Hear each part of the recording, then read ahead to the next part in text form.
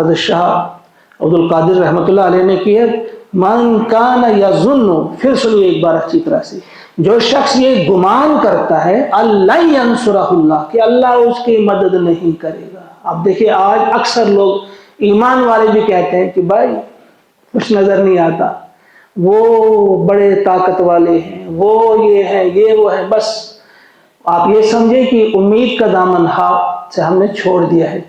ایسا کرنا ہرگز جائز نہیں، درست نہیں۔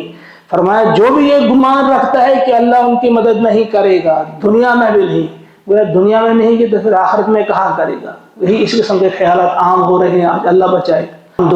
تو وہ ذرا رسی ایک دراز کرے آسمان کی طرف، ثم لیقطع، پھر اس کو خود کاٹ دے، فلینظر، پھر دیکھے وہ کیا یہ امید ختم کر کے اسے کوئی فائدہ ملا، دیکھے ذرا کیا ملے اسے۔